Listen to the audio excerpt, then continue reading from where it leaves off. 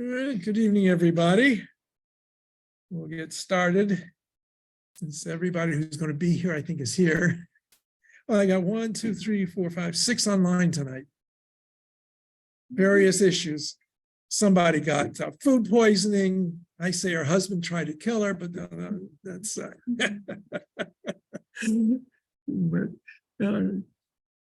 just real quickly.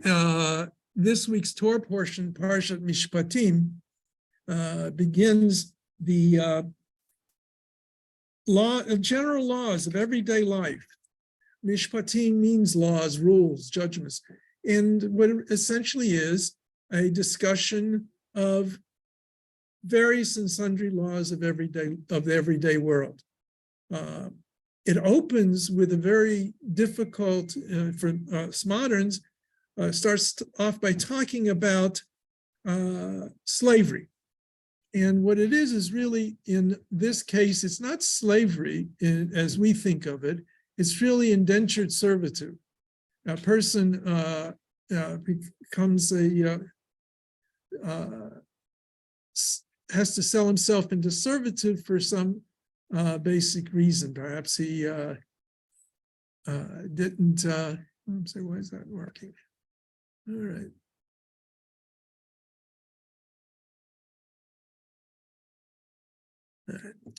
Anyway, and so he works for 6 years, and in the 7th year he goes free.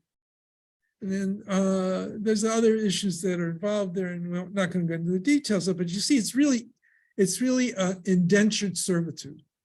The rabbis assume that usually it was because somebody had incurred a debt because he was a thief. He had stolen something, and he couldn't pay it back. And so in order to pay back from which he had stolen, he was sold, and the money that came from the sale was used to pay back the person lost it. Most of the biblical laws do not reflect an idea that you commit a crime against the state. The state doesn't exist in biblical law in that sense, right? It's always a personal affront. If you steal from somebody, you have to repay that person that you stole from. That's the essence of the judicial system there. That would be the same to some degree now, but what if you raped somebody or murdered somebody back in the day? All right, well, let's use murder. That's easy to deal with first. Murder was a capital crime. And I guess, well, you see reflected in the biblical account a kind of a switchover. There is evidence. For example, if a man commits a homicide, it's not murder, he's allowed to flee to what we call the Ir Miklat, right? You're shaking your head, so you know what I'm talking about. A refuge city. So he's protected from the Goel Hadam, from family members killing him because of the death. Right? So obviously that reflects an era of history in which the family took care of it. If you killed somebody from my family, I'm sorry?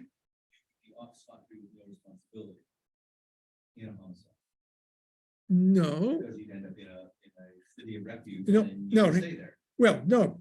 What happened, at least this is the way the rabbis understood it. Now, I can't say for sure what the full biblical idea was, because we know that some of it develops over the course of time. By the way the rabbis understood it, then the Beit Din would examine the situation. Temporary. All right, well, no, it's more than temporary, because they were, if you were 100% innocent, absolutely bear no responsibility whatsoever, then you could leave the city and the family could not take vengeance against you. The Beit Din, the court. If, on the other hand, Remember that his house and being responsible. All by myself, right? I remember. so the Beit Din, or as you might hear it referred to in certain circles these days, the Bezdin, in very Orthodox circles, the S sound sometimes becomes a Z. So instead of Beis Din, it becomes Bezdin. I don't know. I know. I did it on purpose. The Beit Din, that one, right? So they would examine. If you're completely, totally innocent, then the Goel Hadam, the Redeemer,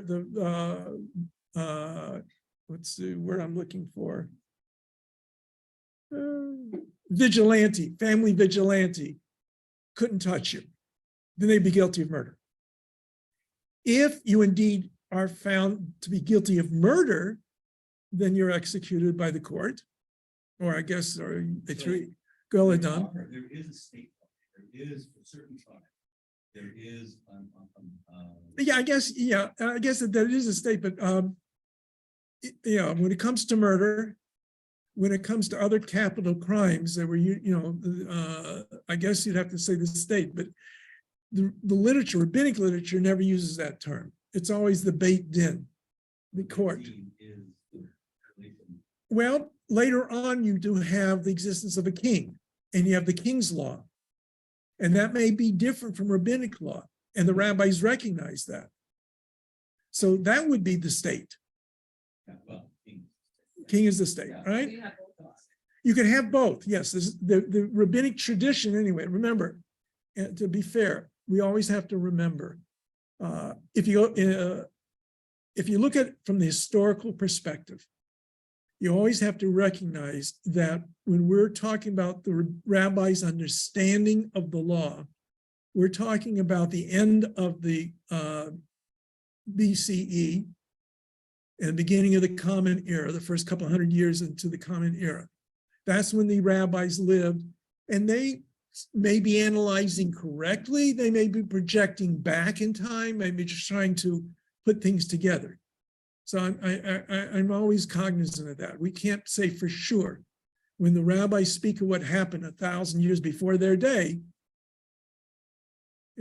how accurate is that, to be fair? We don't always know. Okay. And then the third case was where you bore responsibility because you were careless or something. Right? You were chopping wood and your axe, you should have checked your axe head properly and you didn't, and it flew off and it killed somebody. It's involuntary manslaughter, but you bear some degree of responsibility. That's right. If it was totally accidental, you chopped down the tree and the guy happened to run that moment where the tree was falling, you took every precaution, you're not guilty of anything. I'm sorry? Yes.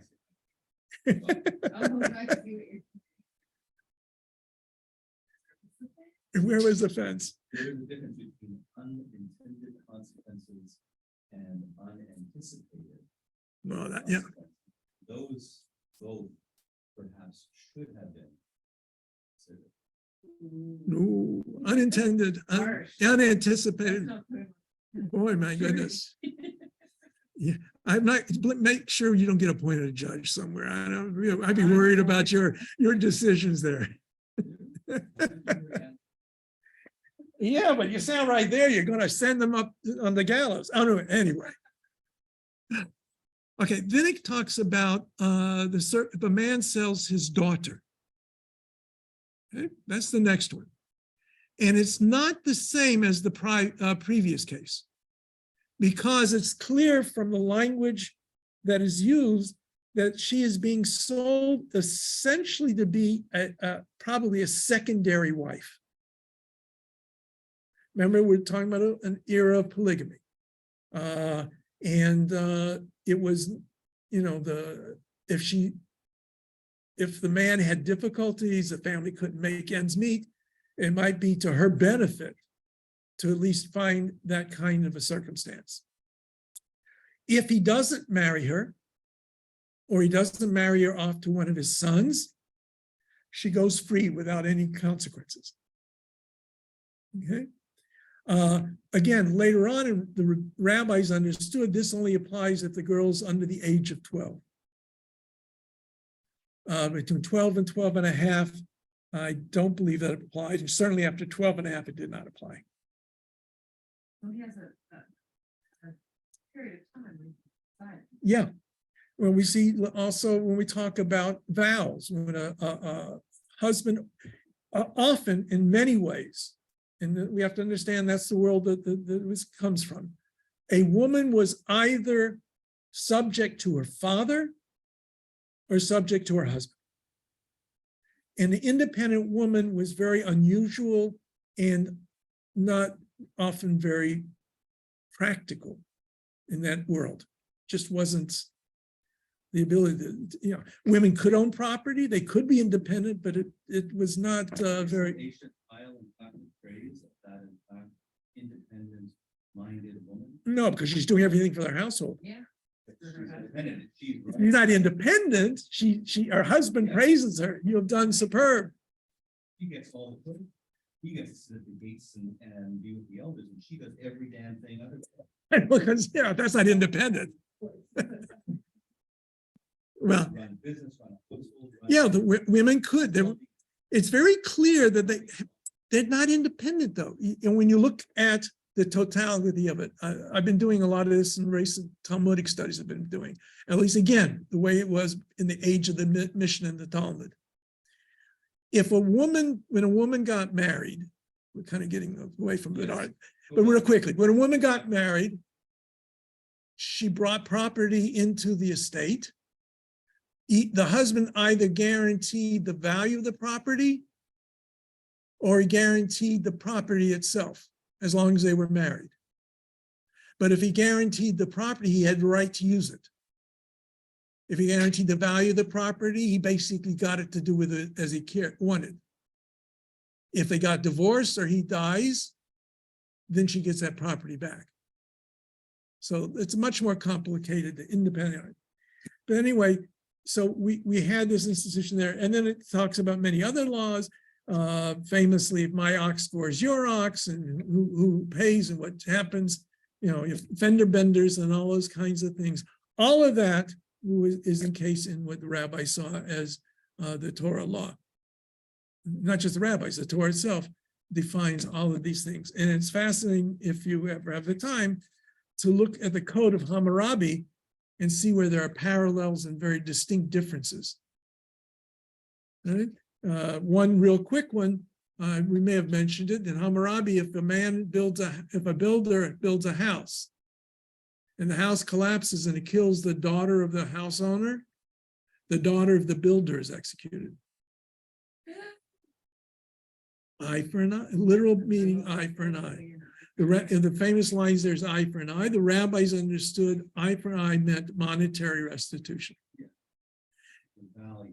The value, not the, yeah. Well, but I said, but like I said, the Code of Hammurabi seems to imply true lex talionis, eye for an eye. Yeah. And the different examples it gives, it doesn't bear. So they were actually eyes for an eye, not. That's what it seems. It seems. Now, maybe they also had a different judicial interpretation, but it seems more clearly that it means eye for an eye. All right. Okay, let's continue with our Hebrew. We got through the letter vet, and we're up to page 41.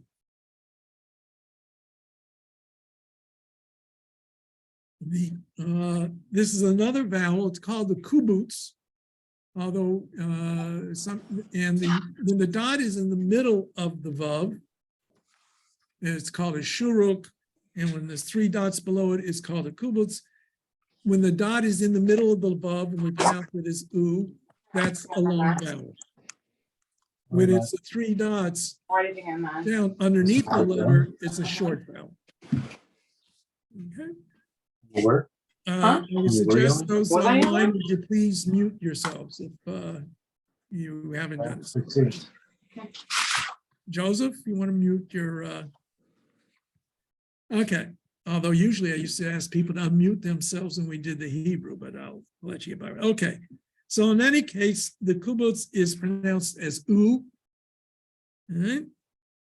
And so line number 1 on page 41, we have lu, hu, nu, mu, su, tu, vu, ku, do. All right, line number 2. Boots, roots, goof, oof, ove, shuv, tooth. Line number 3. Valoon, tool, hual, rucha, ruach, hupa. Right, line number 4. Malone, fatul, surah, hukat, shira, teva.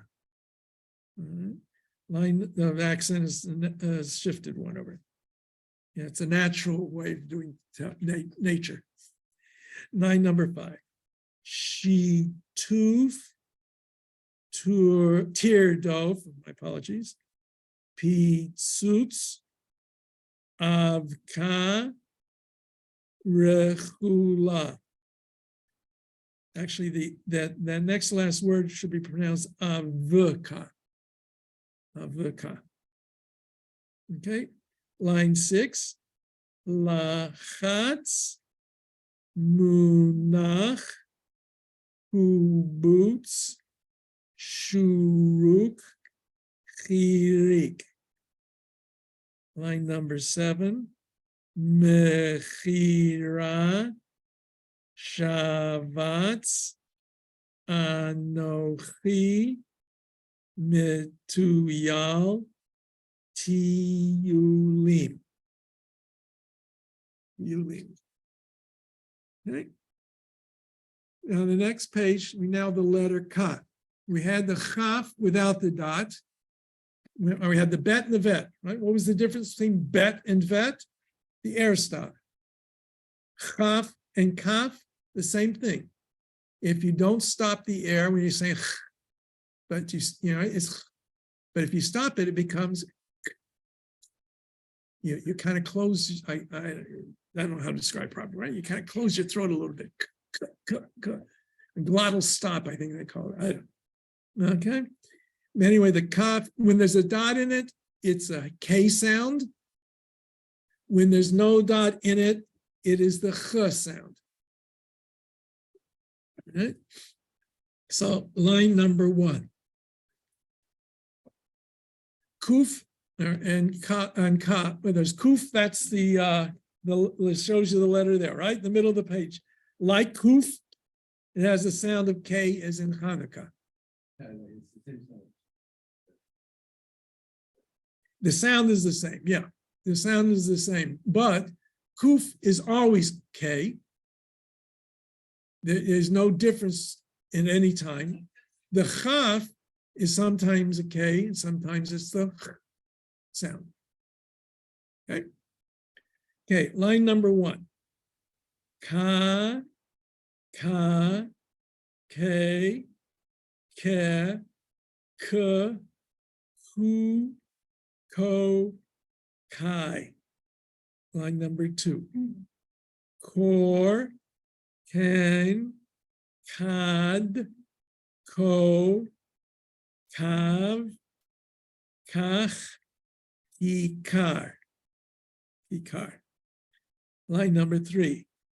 Bakar, bachar, bachar, behar, bator, bator. Okay. 4. Batur, batur, kelev, hakala, atsu, vered. Line number 5. Shiva, shiva, shiva, ma'arav, geneva. 6. Kaved, divrei, kavana, kivun mitkaven. Kadur. Anybody know what kadur is? Ball. Ball. So we have kadur sal, basketball, kadur regel, either soccer or football, depending upon what you're referring to. Kadur haaretz, the globe of the world. Yeah. Line number 7. Kavash lehit konain koach ko'ev kochav. All right, so we're working on the bracha, the blessing for the candles for Hanukkah. So we now have got all the letters. So on the top of page 43, let's read that bracha together. We have Baruch Atah Adonai Eloheinu Melech HaOlam Asher Kidshanu B'mitzvotav V'tzivanu Lehadlik Ner Shel Chanukah. Hanukkah. Okay. All right. So, and then we have the translations of these words. Atah means, oh, they want you to match them. What does atah mean? No. What atah? What is atah? You. Melech. Ruler or king. B'mitzvotav. With his commandments, so that's by his commandments. Ner, what is ner? Candle, right? Baruch, blessed, or blessed, or I have my own translation, but another day. All right, Asher,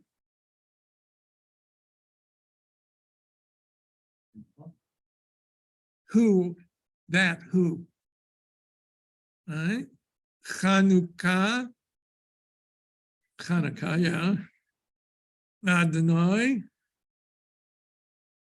All right, that's Lord. Adonai, just transliterated Adonai there. Kidshanu. No, Kadosh. Kadosh. Made us holy, right. Lehadlik. To light, to kindle. Shel of Eloheinu, our God, Ha'olam, the world or the universe. It's not always quite clear. They use the world right now, and V'tzivanu,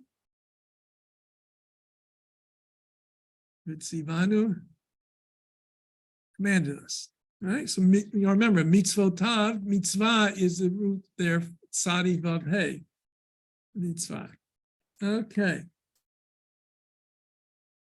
we will stop there. We're getting close to the end here. A few more letters to put under our belts. Let me just have you fill in for Shabbat attendance here.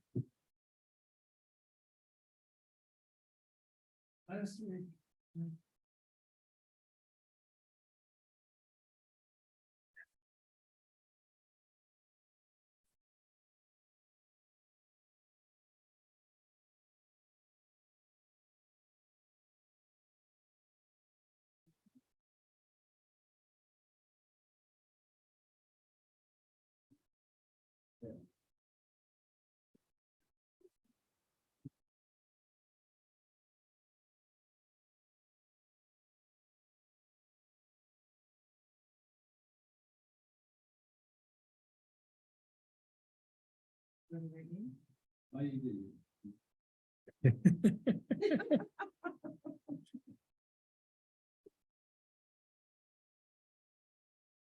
Got it.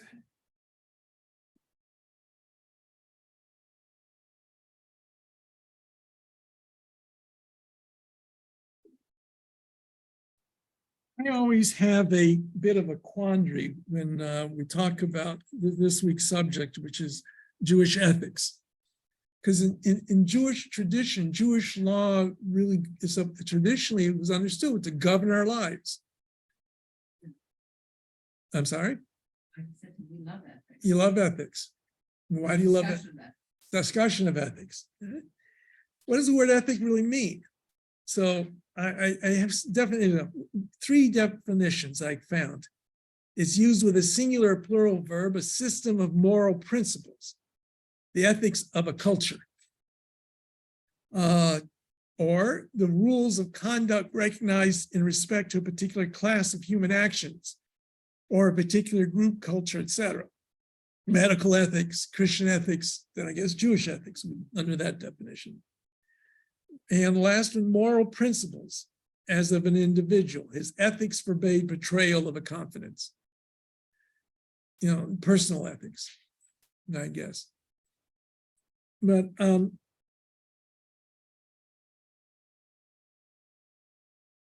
it's interesting, the Talmud says in the name of the sage Rava, at the time that a person stands in judgment, right? So after this life, when he goes and stands in judgment before God or his court, they say to him, Nasata v'natata be'emunah, did you do business properly?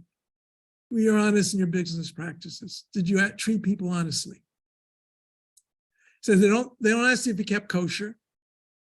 They don't ask you if you observed Shabbat. The first question they ask you is how you dealt with other people. When we get into this, some of this comes out of legal discussions. Some of it comes out of basically just general kinds of discussions that don't have legal impact per se. So we find, how do we, in the Talmud, we'll start with, you're there, see something going on. What is your responsibility? Bystander. You know, that's been in the news a lot with police misbehavior. You know, other police officers, what is their responsibility when they see one of their fellows, police officers, acting in a way that's improper? Well, the response that I'm asking here for our class is going to be, what is the Jewish understanding? What should be the response? All right. So, all right, here. You're here. As they say, one happens to find himself in the presence of a person in peril, in danger of being victimized by a crime, or in distress caused by some natural threat or catastrophe. Right? Now, it's interesting to note that one of the things that we salute about the state of Israel is that when catastrophes happen in the world, they're one of the first to volunteer, send people to try and help out. This happens in Turkey. It's not so clear what's happened for a while in certain parts of northern Syria. They were able to do that as well. So, I'm sorry? The Israelis sure are familiar. Well, they're familiar with good parts of Syria, but not necessarily the helping out those parts of Syria. That's a different issue. So according to the rabbinic understanding, if a person is able to save another person and does not save him, he transgresses the commandment, neither shall you stand idly by the blood of your neighbor. Al tamod odam re'echa. Don't stand idly by the blood of your neighbor. Now, I'm going to preface my remarks now. The clear indication in general in the Talmudic discussions is a distinction is made between Jew and Gentile. Jew is re'echa, Gentile is a different category altogether. And a lot of laws make that distinction. Now, let's put in context of the world in which the rabbis lived, a world in which, first things, you took care of the in crowd, the inside, family, your wider community, etc. And the communities were defined by who was in the community, who was outside the community. And your relationships were often very testy. So, but on the other hand, I have it somewhere and I couldn't find it for tonight. There was a wonderful discussion by a medieval rabbi who says, whenever we have the possibility of making that distinction between Jew and Gentile and how we're acting, we should not. That it is unfavorable behavior. This is where the ethics pull into it. Legally, maybe you could say, yeah, the Jewish law says X, but we see that there is a need to go beyond that definition. So I always, now there's two ways of looking at it. One is sometimes darchei shalom, because of the ways of peace. To make peace with everybody, you got to treat everybody the same. And the other, he's got a more fundamental statement. He's not saying it's because mipnei darchei shalom, the ways of peace. He's saying it has to be the way we treat people. So for example, right here, there's no question that at least originally rabbinic interpretation of it would be a Jewish blood. If a Jew is in danger. If a Gentile was in danger, we'll see. Or maybe even let him die. I don't deny that's the reality. Okay, we have to remember that. And when you come across anti-Semitic selections from the Talmud, we've come across anti-Semitic selections from the Talmud. They're often taking these kinds of things, not putting into the context of the age in which it came from, or recognizing that everybody, unfortunately, pretty much in those days and age, that time, treated the insider differently from the outsider. And one of the important demands of Jewish ethics, especially as it's understood today, is that in general, we don't make distinctions. When life is at stake, we don't distinguish. I'm sorry? We're just saying that's the point. Yeah. You Can't- Right, that's right. Okay. So I just saw the other day that we're talking about the Israeli team that went to Turkey to try and help out the victims. One of the chief rabbis told them, you work on Shabbos. Now, I can show you places in the Talmud where they would say if a building collapsed and somebody's under it, you don't know if they're alive or dead, you dig until you can find them. If they're dead, you just leave it because there's no need to take them out of the ground on Shabbos. If they're alive, you save them. If he's a Jew and a Gentile, they might make a distinction. The rabbi didn't say that. The chief rabbi of Israel said, because most of these people are certainly not Jews that they were dealing with, he said, you work on Shabbos, you save their lives. So that's an important understanding. An earlier age might not have said that. And that's not the world that we inhabit today. Like everything, I think we hopefully are involved. Well, sometimes, but I'm not sure the evolution is evolving or devolving. It's not, sometimes it's hard to tell.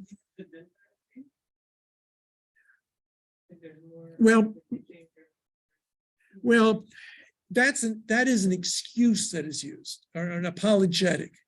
The Meiri, Menachem HaMeiri, in the 12th, 13th century, argued that when it says Gentile in the Talmud, and first we have to understand, sometimes it's not clear what the original wording was. Sometimes it says Oved Avodah Zarah, which is a pagan, idol worshiper. Sometimes it says Goy. Sometimes it says a Samaritan. And we know that a lot of this is because it was censored. And the church censored even the Talmud in places.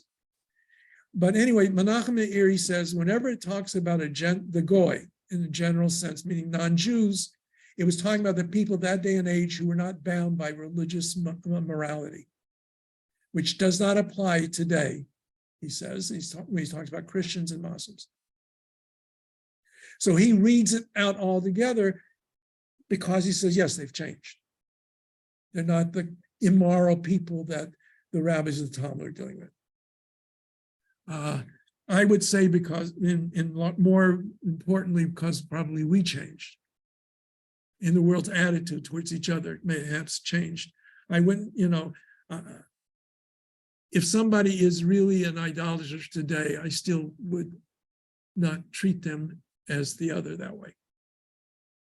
I mean, I like the practice, but their life is still as valuable as anybody else's.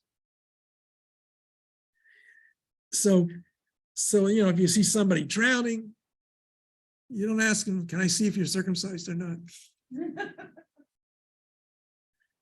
All right. So that, anyway, go on. And so as Maimonides, this is from Rambam's Code of Law. If one person is able to save another and does not save him, he transgresses the commandment, neither shall you stand idly by the blood of your neighbor. Leviticus 19:16. Similarly, if one person sees another drowning in the sea, or being attacked by bandits, or being attacked by wild animals, and although able to rescue him either alone or by hiring others, does not rescue him, or if he hears heathens or informers plotting evil against another, or laying a trap for him, and does not call it to the other's attention and let him know, or if he knows that a heathen or a violent person is going to attack another, and although able to appease him on behalf of the other and make him change his mind, he does not do so, or if one acts in any similar way, he transgresses in each case the injunction, neither shall you stand idly by the blood of your brother. Although, all right, so legally he says, and this is why it really goes into the realm of ethics, although there is no flogging for these prohibitions, rabbis understood if you violated a negative commandment of the Torah, the Beit Din, the state, if you would, could give you lashes, right, as a punishment. So it says, although there is no flogging for these prohibitions because their breach involves no action, you have to do something in order to incur the penalty of flogging. The offense is most serious. For if one destroys the life of a single Israelite, it is regarded as though he destroyed the whole world. If one preserves the life of a single Israelite, it is regarded as though he preserved the whole world. Right? Now he's referencing a Mishnah that is subject to some debate on the exact wording of that Mishnah. In the Talmud, it says, how do we warn witnesses in a capital case? Right? You have witnesses coming before the judges. It's a capital case, it matters not what the capital case is about. And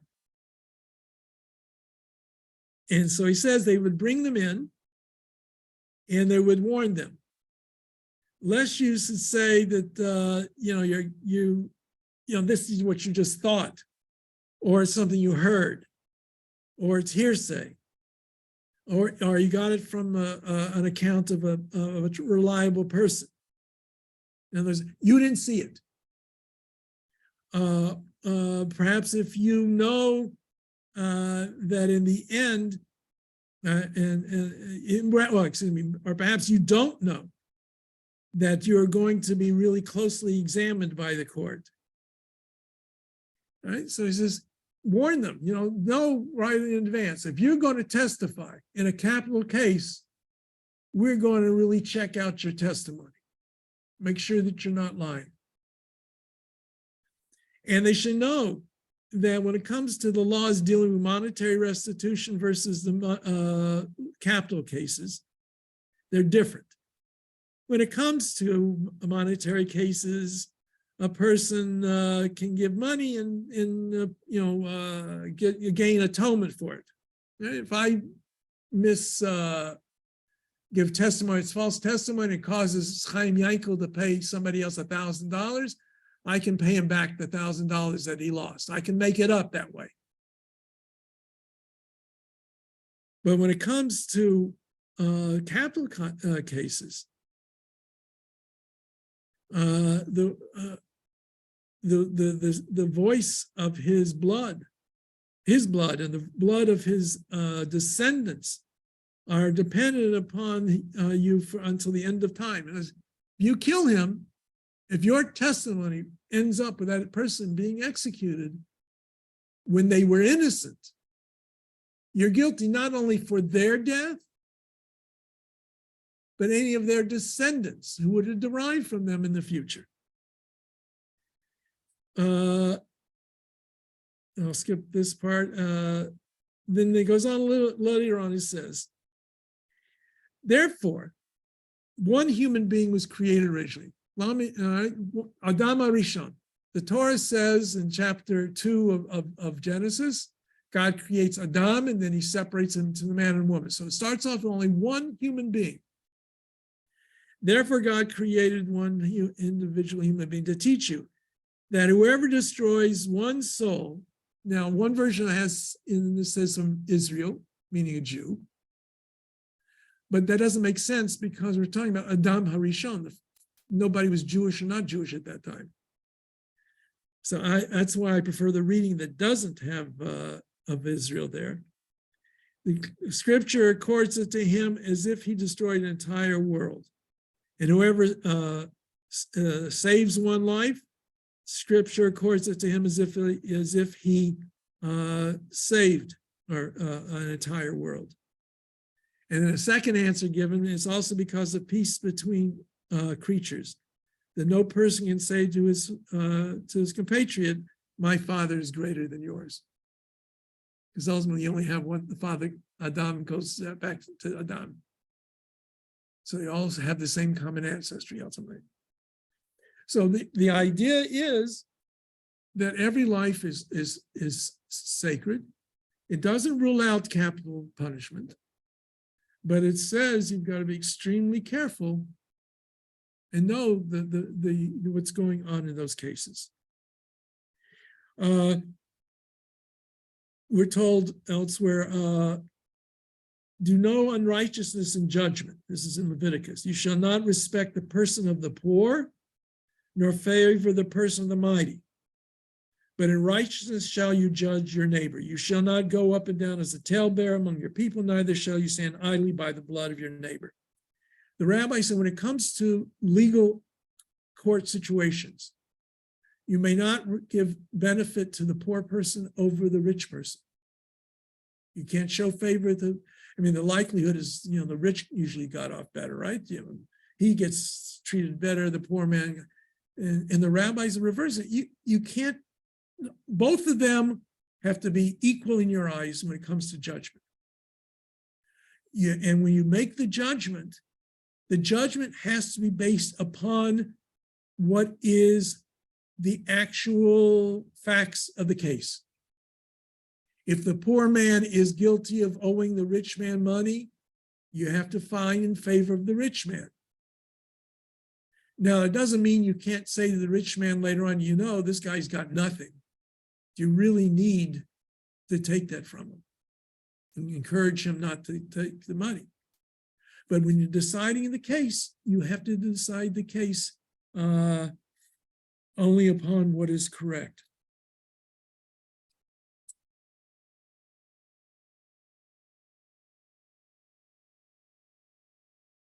All right. So we have a responsibility not to stand idly by. What is our responsibility in terms of our actions? The old thing when you remember from Life Saving, Red Cross Life Saving, reach, throw, row, go. You reach to the drowning person. If you can't reach him, you throw something to him. If you can't throw something to him, you get in the rowboat and you row out to him. Only as a last resort would you get into the water. Okay? Because that's a more dangerous situation. Is self-sacrifice a legal duty? All right, there are two passages that we find in rabbinic tradition dealing with this. Rabbi Yochanan said the name of Rabbi Shimon ben Yehotzadek. By a majority vote, it was resolved in the upper chambers of the house of Nitzah and Lida that in every other law of the Torah, if a man is commanded, transgress and suffer not death, he may transgress and not suffer death, excepting idolatry, incest, and murder. If your life is threatened, guy walks into the room right now and says, and holds a gun on me and says, Rabbi, I want you to eat this ham and cheese sandwich. I can eat the ham and cheese sandwich to save my life. I'm not supposed to enjoy it, but I can eat it. If he threatens a person, you will die if you don't kill this other person.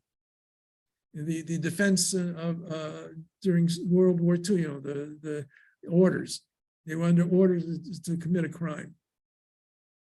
You can't do that. Whose blood, it says, the rabbis say, how can you say your blood is redder than his blood? What right do you to have save your life at the life of an innocent person? Okay? So we have here this idea that there are certain mitzvot that can be violated to save your life. On the other hand, there are the three, you want to call them cardinal sins: murder, idolatry, and incest, which covers a whole plethora of illicit sexual actions.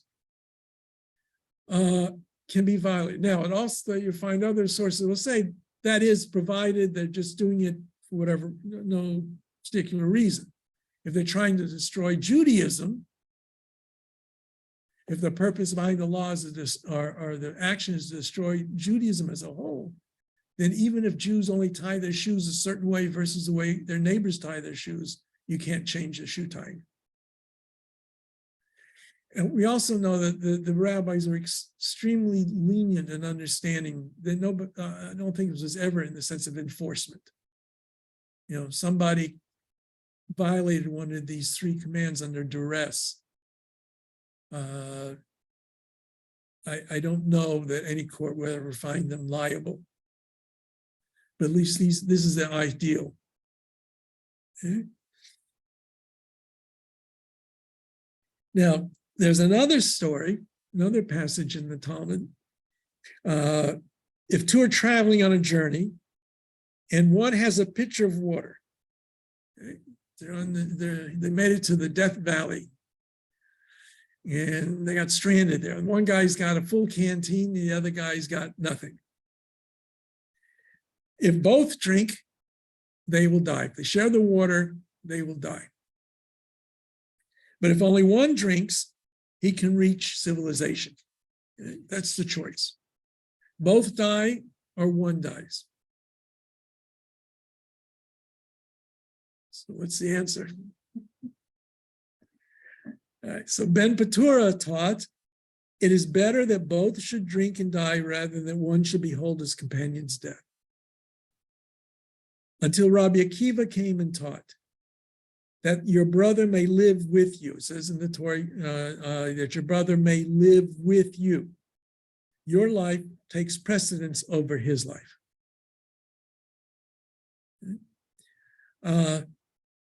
So we have here Rabbi Akiva, one of the great sages, who gave up his life for the sake of Judaism, suggesting that you don't have to give up your life in order to save another. And especially in this case, it would be giving up your life without saving the other person. So one may be able to make a difference. What if you gave him the water and he could survive? Is there hierarchy? To evaluate things. There's a famous story about the Second World War. There was a ship that was sunk, and there were the three chaplains, a Catholic priest, a Protestant minister, and a rabbi, and all three of them gave their life vests to other soldiers, and they drowned, the clergy. Right? So some suggest that when it says whoever has the water, that's the person who gets to drink it. When we see it, it's not clear cut. We have a principle. Your life is, your first responsibility is to take care of yourself. Only then to take care of the other person. It's almost like in the airplane, right? If you have the masks come down, put your mask on first before you put on the mask for your child. You know, the impulse is to put the mask on the child first, but they're not going to be able to say, you know, put it on yourself and then you can take care of your child. Be sure to save them, right? But your life takes precedence. So if you can only save the other life by sacrificing your life, the rabbinic tradition seems to imply you don't have to sacrifice your own life. Well, it's not a guarantee. No, it's Risk. a real risk factor, you know, and then you have to, you know, all of these things have to, you know, what are the circumstances? You say, well, wait a minute, if we both drink it, maybe there is a better possibility. It does exist. But if there's no, you know, and how do you judge it? That's, these are, you know, when you have, there's no such thing as hard and fast rules in these areas. They're guidance. And everything has to be taken into account what the particular circumstances are in every sort of situation. There's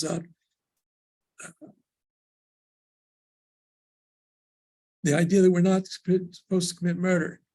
Now, there's a philosopher, I saw this online and he's written some books.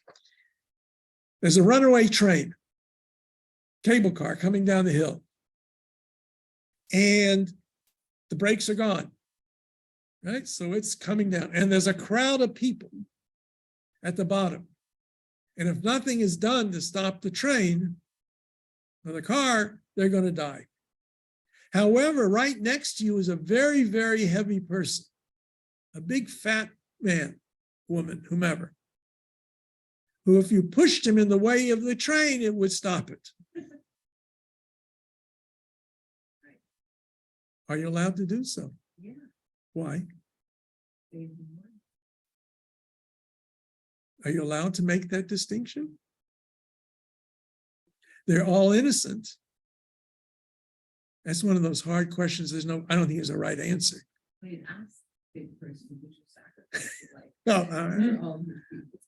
well, I'm not sure. Well, then this is his choice, not yours. So you're out of the picture then.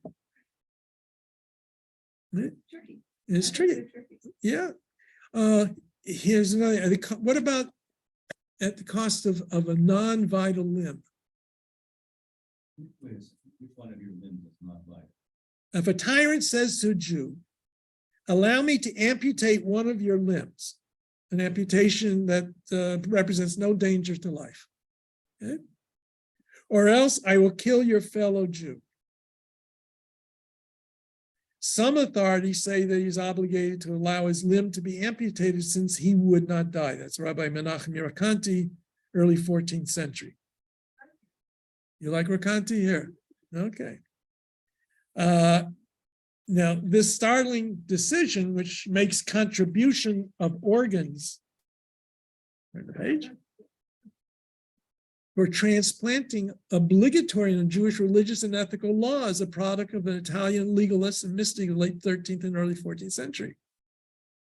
If he's correct that you would have an obligation to sacrifice your limb to save another life, then equally you should have perhaps an obligation to donate a kidney, let's say. I heard that, I think it's Hasidics, they have the highest percentage of all Canadians and donors.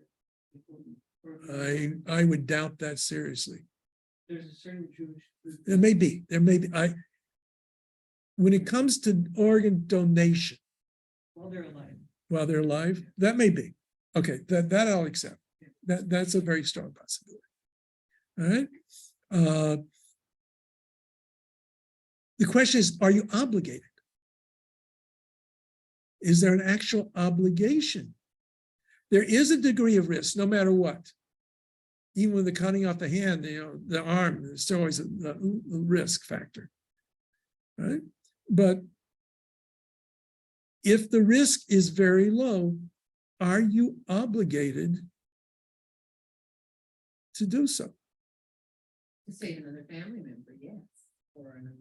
Well, the Recanati's not talking about, he does say a fellow Jew, so there is that in-group thing there. But it doesn't say your family. He didn't say your family. One Jew is another Jew's family, so all right, we're all related to each other in some way or another. But every human being's related to everybody else because we all have the same father, ultimate father. So Recanati seems to be that you would have to do so. Now, Rabbi Ben Zimra maintained no precedent could be cited for such an obligation. First of all, there's always a possibility that an operation of this sort might prove to be dangerous to the life of the individual. And he concluded in his response, moreover, it is written, and her ways are ways of pleasantness. The laws of our Torah, therefore, must be in consonance with reason and intelligence. How can one imagine that a person will allow his eye to be blinded or his hand or foot to be cut off so his fellow will not die? I therefore see no justification for his decision. It is an act of saintliness, midat chasidut, that is above and beyond the legal requirement, and happy is the man who can live up to it. He says, there's no obligation. It is a very pious thing to do. And you're a good person if you can really do such a thing. If, however, there's a possible risk of life, then the one who agrees to the amputation is, quote, a foolish saint. Chassid shota, a foolish saint. For the possible danger to oneself takes precedence over the certain danger to one's fellow. You have to weigh it. When soldiers in the war, right? In the battle, do you risk your life for a wounded comrade who's in the middle there? You could get killed trying to save him. Matter of fact, that's it was suggested that one of the tactics is not to kill, but to wound people. Because then others try to save them and kill more people trying to save the ones that are wounded. Right? So this is the Radva. You see the different impulses that are there. It's righteous, it's pious, it's a good thing, but I can't see in saying you have to do it. The Rabbinical Assembly a few years ago came out with trying to say it was an obligation to donate organs. And I can't accept such an idea. Right? Because it's good. It's nice, but there's a limit to what you can ask of people. And ethics can raise the bar to say, this is an ideal to shoot for, but not necessarily telling you this is something that you're obligated to do. Now, I probably can't do it anymore, but there's a question that is often confronted: organ donation after death. Can you donate your organs? When we talk about death later on, there's a whole debate on how does one ascertain that a person truly is dead. Right? But we're going to skip over that right now. But if one indeed is deceased, can you donate organs? Now that goes up against a Jewish principle that we don't do anything to the body of a deceased that's disrespectful. Is donating an organ disrespectful? A lot of authorities say no, there's nothing disrespectful about it. And there's even what is called the Halachic Organ Donor Society, with all these fancy rabbis with big long beards who signed off on this. And I have signed to say that if organs can be used for life-saving measures that you're permitted to take. I probably cannot donate. I had cancer, so I can't take it. But Are you obligated to make that statement on your driver's license? I don't think you're obligated, but it's certainly meritorious. It's going beyond the letter of the law. There's a principle in Jewish tradition, Lifnei Mishurat Hadin, going beyond the strict letter of the law. Lifnei Mishurat Hadin. All right, so with people, we have responsibilities not to stand idly by. We have a judgment call as to how much risk we are allowed to take upon ourselves in order to help somebody else who needs that help. If it's normative, little risk to ourselves, we have an obligation to help. If it means sacrificing our life, there is no obligation to sacrifice our life. What is there an ethic? Even an ethical one, unless you can find a measure that suggests that that person has a greater, the world has a greater need for them. All right? How would you, make them, if,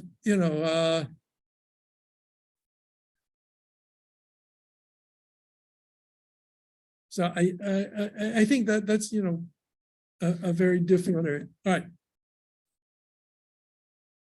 Now, there's also, not just dealing with people, there are also ethical ideas that Judaism has vis-a-vis animals.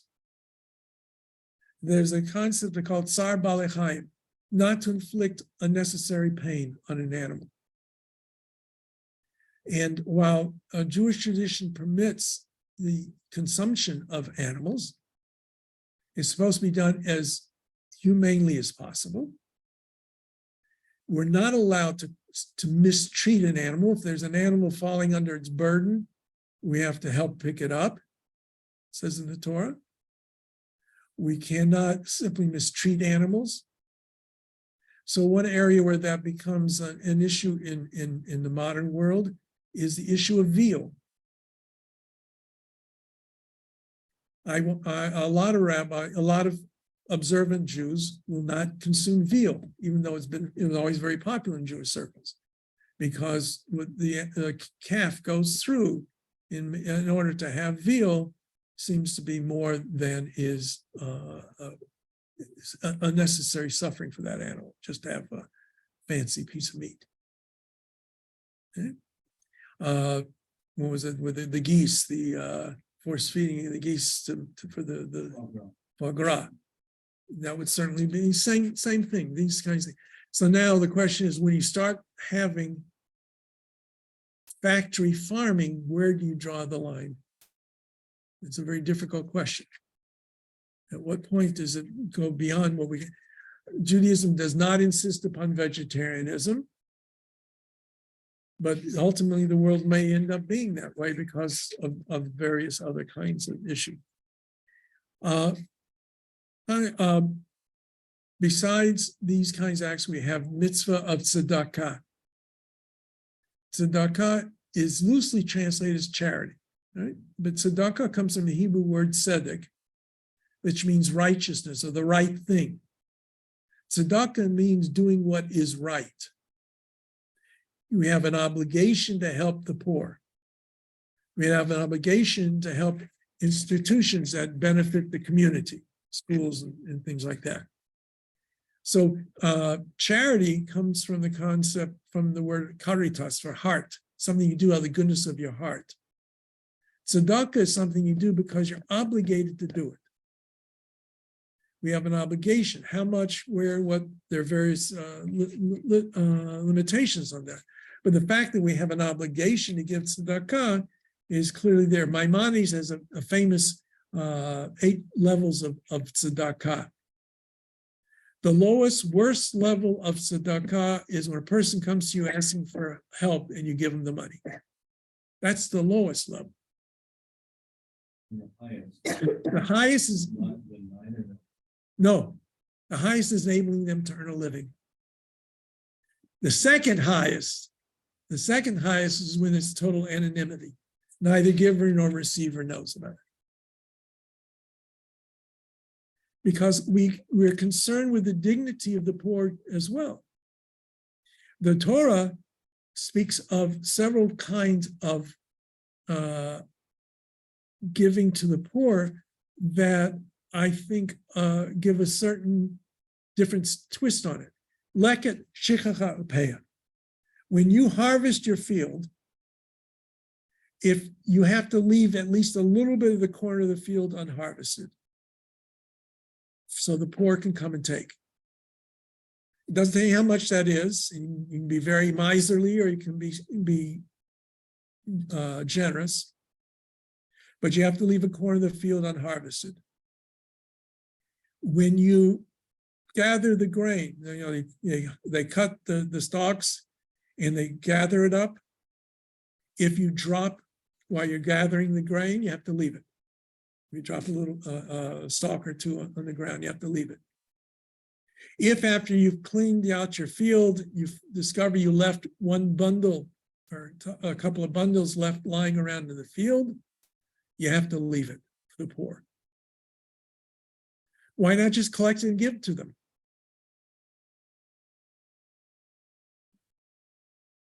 They're working for it. They come and gather it. They're at least they're doing something in order to get that help.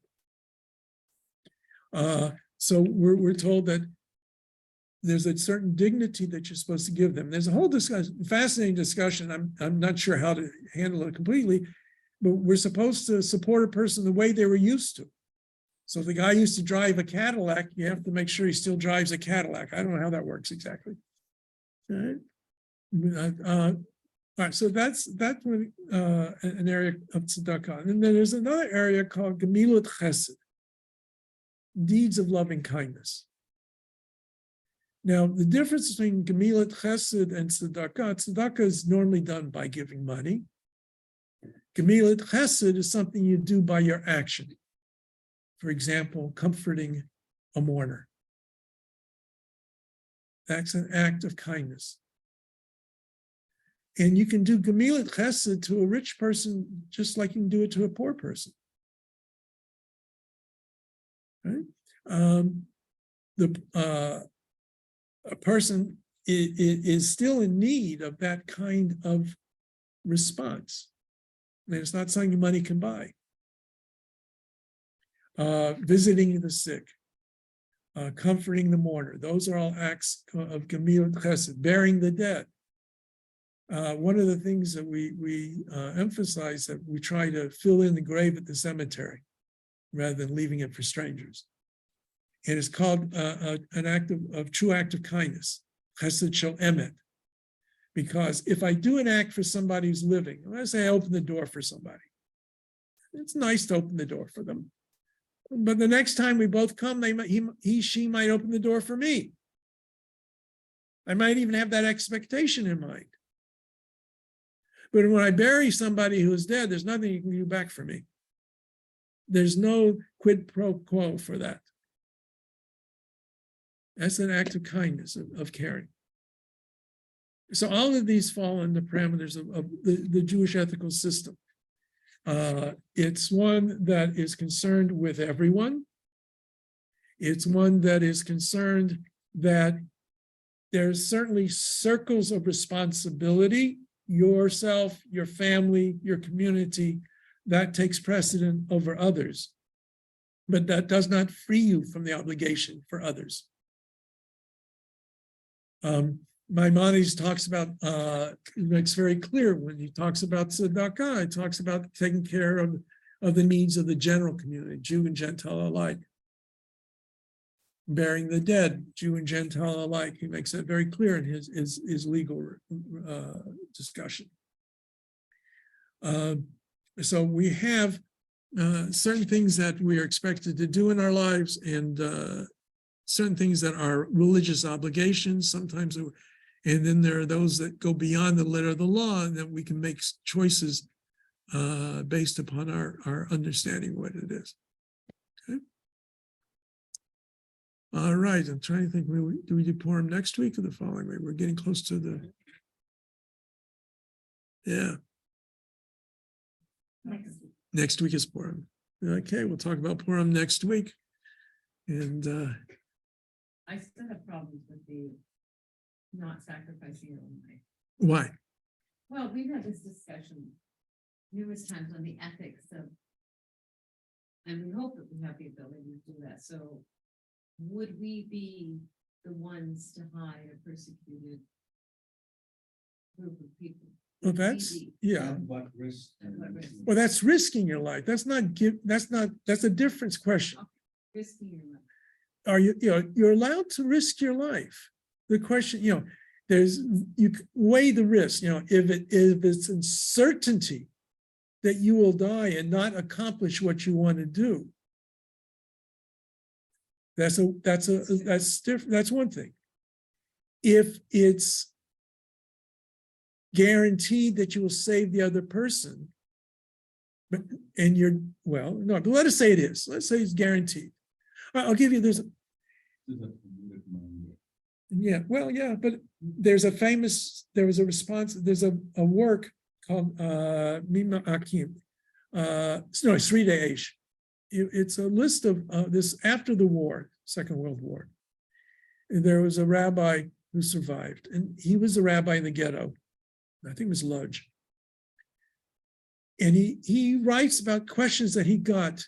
Some of them are ritual, and talk about another time. But a man came to him one time and says, Rabbi, there's going to be a selection tomorrow from the ghetto. I can save my son because I can make a deal with somebody to get him not selected. But if I save my son, somebody else will take his place. Am I allowed to save my son? And the rabbi says how he hemmed and hawed, tried every kind of way of not answering him. He said, I don't have my books. It's a different question. He pushed the man, says, but Rabbi, so he finally says to him at the end of this, since you won't tell me it's permitted, it's obviously that it's not. And he didn't save his son.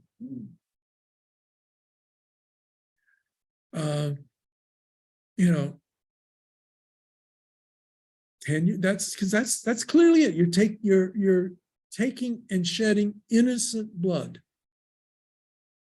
to save your blood. That's blood to blood. Well, I'm just saying that's life for life. You're saving a life at the expense of another innocent life. You can't do that. But not necessarily. I mean, in the circumstance I'm thinking of is if you were in Germany at that time and you were hiding communist Whatever, yeah. In your home, you're risking your life, your family's life. You're risking it, but you're not. But that's a risk. It's not a choice. No, I mean, it's a choice. You make the choice to risk your life. What I'm saying is that it's not a guaranteed outcome. Is it right to risk your life, perhaps? You have the right to risk doing something with the lives of others. Which is your family. In order to do a chesed, in order to save people, there's no guarantee that you will save them. In order to try and save them, Yeah. you risk you, yourself, your family, your community. Well, I would. Because of the retribution. In that circumstance. That's certain. Yeah. But in my view, it's a Well, typical all right. Well, responsibility. let's. I would weigh it this way: if you're talking about an individual in my home, okay, there's a person who needs help, right? They come to me to save them, and I got a household. Okay, do I have a right to risk my household to save that person? Only if I consult the household. I would say, right? If we all agreed to risk our lives together, then yes, we can risk our life. The very act of doing that would be eyewash. Well, I don't know if it would or not, but it's not my place to risk others. Risk myself, yes. To risk others, no. Now, you asked about a community. Now, let's take it. Do you have the? Thank God people didn't listen to that. You know, that there were people who. Oh, yeah, they say, yeah, but You only say, you don't know. Tried to save and ended up not saving, and they and the families slaughtered. Yeah. You only know. what I'm saying, I don't know when when somebody hides someone in their home, you don't think the rest of the family's aware of it? But they weren't consulted. I don't know if they were or not. You're making an assumption. I'm not making that assumption. I'm assuming anybody would do that would talk with them at least about it. They may make the decision themselves, but I don't think that, you know, because Because they have the courage. yeah, that's risky. Yeah, My point is that I think it's our ethical responsibility. to Yeah, behave that- in that manner. yeah, but, you know, And I would hope that I would. wait, be but able to you know, do we're that. also talking about they're different sets of circumstances. You know, the Talmud talks about it's usually had on all the Western movies. You know, there'll always be, you know, pardon the Indians attacking, no, it would be the outlaws. That'd be the outlaws. The outlaws are attacking the homestead, and they're after one person. If you send this guy out to us, we'll leave you alone. Are you allowed to send them out? To a certain death. In the Talmud, it talks about a city being besieged. And there are various, you know, if they're just being besieged, well, maybe that's one thing, because there's no certainty that they can get into the city, break the wall through the walls. So, okay, then maybe you're clearly not allowed to send them out. What if they breached the walls already? They're in the city now. Can you still send them out? And some say only if that person is really guilty of something. If they're not guilty of doing something wrong, then you can't save your life at the expense of that There's a life. reverse story too, isn't it? Story of Lot. And, Right? Why is that reverse? well, because Abraham says, He whittled said, destroy the city for, if there's 100, if there's 50, if there's 10, yeah. the reverse of that. Saving the whole city for the sake of. Oh, all right. Yeah, okay. All right, I see what you're saying. I read it differently, though. I really think it's just an attempt to save everybody, but Yes, to save everybody. you save everybody, not the righteous per se. But Oh, everybody's saved. Yeah. because of the faith. yeah, but the point being is, you know, there are, you know, the situations vary under the circumstances. When you have a Nazi machine out to destroy a world, I think you have a greater responsibility to resist. Okay? You have individuals under certain, you know, bunch of outlaws coming and attacking your homestead. It may be a different set of circumstances. Just like the rabbis, they say about the three, quote, cardinal mitzvahs, murder, incest, and idolatry. That's only when it's not directed at the destruction of Israel, of the Jewish people, of Judaism. That's why there were some who would not disguise themselves as Gentiles during the Holocaust to escape, because they felt that was wrong. I disagree with that, but that was the thinking. Because the Nazis were not just physically destroying the Jews, they were also destroying Judaism. So, you know, there are various circumstances, you know, generally speaking, the difficult questions always have to be taken in terms of what the I think situation, that's ours, good. and probably not come up with a final, yeah, not probably come up with a final solution to it all. All right. Aye. Right. Bite your tongue. Yeah.